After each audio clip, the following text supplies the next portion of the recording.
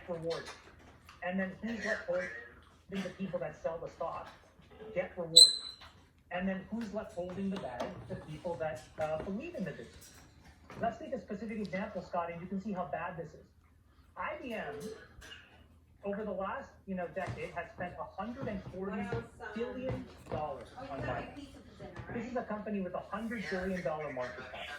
The last CEO found a way to oversee 24 consecutive quarters of revenue decline, and for that, was still able to compensate herself $100 million of stock-based comp. Now, you look at all of this kind of behavior and you can say, how is this supported? Why aren't all these companies trying to figure out how to be more resilient? And it turns out that the incentives were so skewed away from being resilient, it was only focused on short-term profiteering for the sake of the managerial class and the hedge funds around them, and nobody else. IBM is a, you could say, a convenient example for you to use. Yes, they bought back a lot of stock. The stock performance over the last many years has not been good. The business performance hasn't necessarily been good either. I take your point on that. However, I could easily come back to you and say, so what do you say about a company like Apple, Chamath? Are you saying that Tim Cook is not a good steward of that company? They've bought back arguably more stock than anybody else. That was at one point the most valuable company on earth. A lot of people beyond Apple shareholders or Apple employees have been rewarded as a result of that. Every Apple shareholder and people who have stayed with that company for a long period of time have been rewarded. The company still has a hoard of cash that it is sitting on. So what's the difference? You just proved my point. So let's assume you had a kid, two kids. One kid was called IBM and the other kid was called Apple. One kid, every time they made a buck, spent a buck. The other kid saved most of that dollar and every now and then spent 10 or 20 cents. And then all of a sudden something happens and the first kid starts to ask you for help and the second kid is just sitting around thinking, well, I saved for a rainy day. That is the difference between IBM and Apple, and that is exactly why I think Tim Cook in many ways has done a good job, because he has kept so much cash always available to do a deal. Warren Buffett is another great example. You only do these things when the stock is low, when it's below some sort of intrinsic value, and when the incremental cash is just absolutely not necessary. You don't do it with the primary oxygen that you need to survive. And that's what most of these companies have done. And that's why this whole issue is just one of these things that really upsets people, because when you work inside of a business and you yourself are giving them your entire life, you're giving them your most valuable asset, which is your time, you expect, and you should expect, that the CEO and the board are exercising good judgment. And in my opinion, buybacks are the primary example of a growing strain of incompetence amongst CEOs and amongst boards.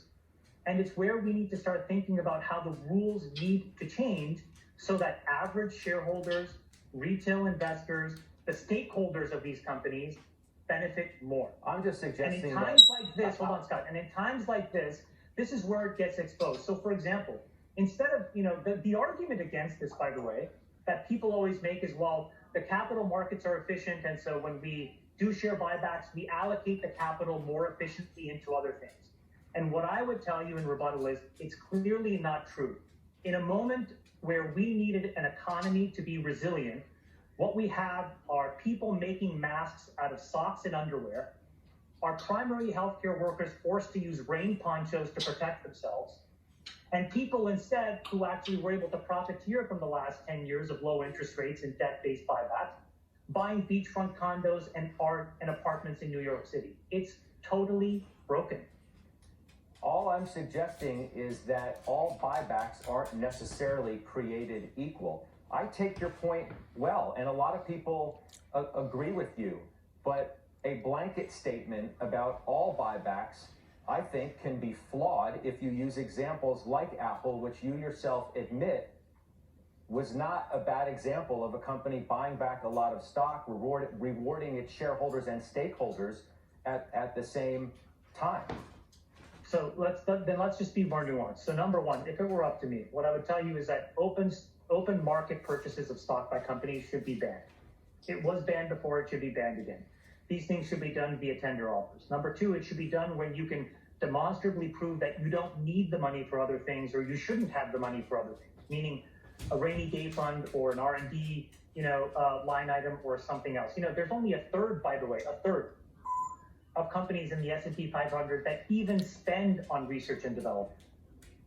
I mean, haven't we realized in a moment like this that we actually need to rebuild so much of the infrastructure of the United States, that it is decrepit and it has been left to basically decay and die in the hands of profiteers? Absolutely. That just didn't happen in the past couple of years. That's been ongoing for a while. An essay about it in the last, several days about, now is the time to build. Those were his words. And I think you agreed with what he said in the essay that he put out via Twitter.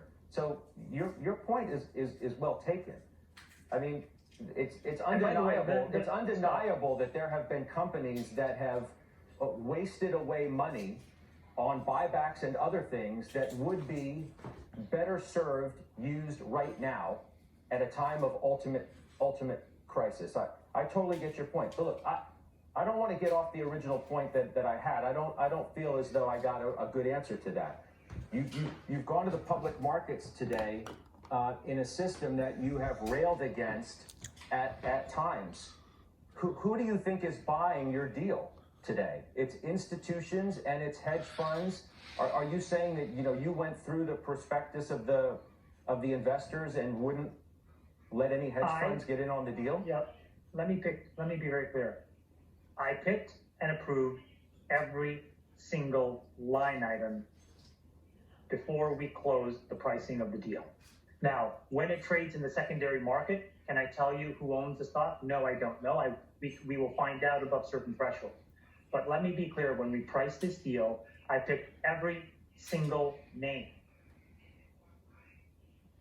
Okay. And that's what you're supposed to do. You're supposed to partner with folks that are trustworthy and reliable and long dated. Now, it's not that the capital markets are entirely broken. And it takes people like me, and I think I have a responsibility to do good transactions and to do things that are valuable, that are not short term. Let me just go back to Virgin for a second. We are in an environment right now where we have decided to use space flight as a bridge, and we've talked about this publicly, to build a hypersonic airplane. Listen to this angle. Something that can go very interesting. Los Angeles to Tokyo in 45 minutes. Gives an idea of what's coming. That is in a post-pandemic world.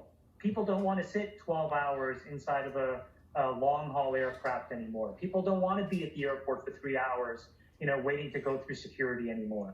So these are things that are hard and that are needed to be built. And so am I proud that I did that transaction? Yes. Do I wish that I had tens or hundreds of billions of dollars so I could do all of these things by myself? Yes, but I don't. And so I need partners. And there are some good partners that exist in the world, and the capital markets are efficient in helping me find them. But equally as they are efficient, they are inefficient in other ways. And in those ways, there are ways that the rules can be changed to make things more reasonable so that when things that are exogenous or externalities happen, we are all as a society not left holding the bag. And that's what we are doing right now.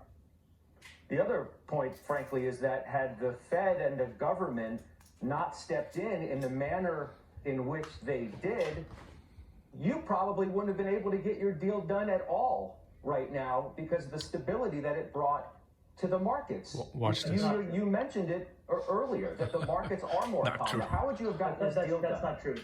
Scott, that's not true. The thing that I want to keep in mind is that, a lot of the money that the Fed put in, those consequences, many of which will be unintended, will only be visible in the medium and long term. They are not going to be visible now. The thing that the Fed did well before this crisis, which was a necessary ability for the capital markets to function, was how they stepped into the repo markets, and then maybe you could claim the commercial paper market. And I appreciate that help, but that was broad-based support that was, in many ways a warning sign that there was something structurally wrong with the amount of leverage that the whole industry was using and other things. That was not a pandemic-related thing. And so, that's a job that the Fed has to do, and they did well.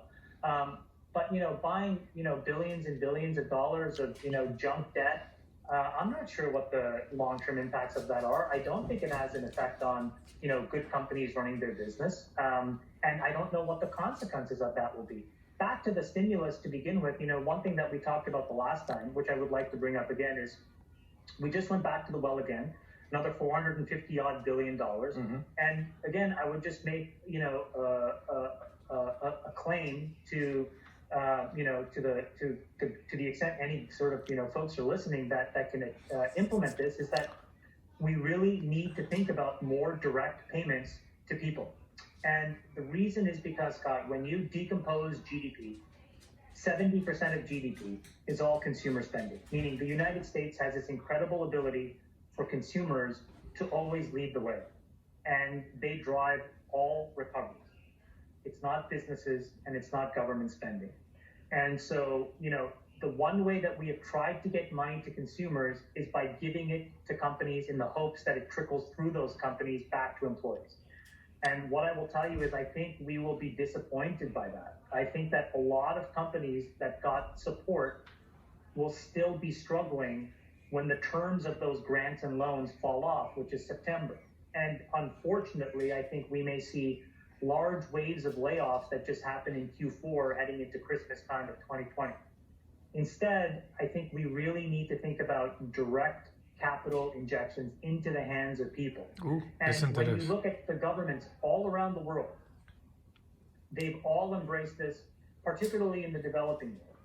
And I would just encourage us, there's maybe not that many lessons you could claim to be learned from a developing country, but this is one where I think that their level of compassion for everyday citizens in their countries is worth copying. Well, we and certainly putting more money into people's hands, letting consumer spending drive GDP as we try to get out of this pandemic, I think is a very good and smart idea. We certainly need a more efficient way to get the money to the people who actually need it. It's one of the reasons why Harvard's acceptance of money through the CARES Act, not necessarily the PPP program, caused some level of outrage, including from you. I mean, that's a sign when people are sitting there. Harvard has a $60 billion diary. Supposed to be, and this is what I mean by it'll take a while, Scott, for us to really figure out the unintended consequences of this. If there are multimillionaire land developers that are getting PPP, but not small businesses that really employ one or two people, or that they work with banks that don't have the connectivity into the government, whereas the large banks were able to facilitate and mobilize credit or payments to their best businesses. All of these things are probably what happened.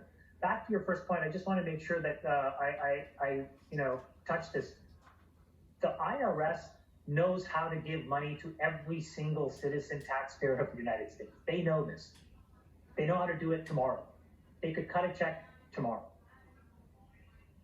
It'll be the least complicated thing we've ever done because we've done it for for hundreds of years via the IRS. But there are others who have suggested, like, Gary Cohn, for example, during the town hall we did, that if you would have had the payroll processors who know everybody, they know everybody who is at least getting a paycheck, and then we can do other methods to more efficiently find out who needs money as well, who's not through the payroll system. Get the money to them immediately. Here's another example. Look, we're going to spend trillions of dollars of U.S. taxpayer money on junk debt.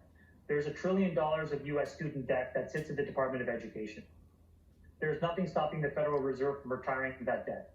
Massively simple, straightforward, easy way to drive consumer spending, to give money into the hands of consumers, to do something right for individual U.S. citizens and taxpayers.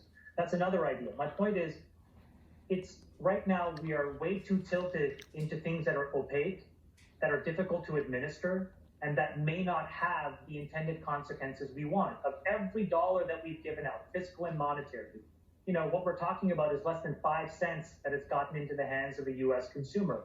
All I'm saying is, why not 10 or 15 cents or 20 cents? And keep most of the other programs as they are? Or why not the incremental spending going towards student debt or towards direct payments to U.S. taxpayers? These are not bad ideas. And in a moment like this, when we've already done it once and we've already ripped the philosophical Band-Aid off, there's nothing stopping us from, instead of saying, here's 2 weeks, to say, here's 2 months, or here's, 6 weeks, we are that compassionate and we can be that. Why not 2 years? I don't understand instead why Maybe 2 we decades. continue to defend practices that were not justifiable at Oh, any point Lord. in time, but particularly in a moment like this, where we can see that an entire He sounds US smart economy was at. completely He is smart at some points and a unprepared for complete any form of idiot at others. externality or exogenous shock. I would hope that we're all on the same page here in terms of believing the things that you're saying about people who need money and need it now in the most efficient way possible. I'd like to believe that we're all on that same page. I want to get back to something else regarding this conversation and discussion, debate, however you want to characterize it on bailouts. You mentioned Galactic earlier. Richard Branson is essentially asking the British government for a bailout of some $620 million. He's the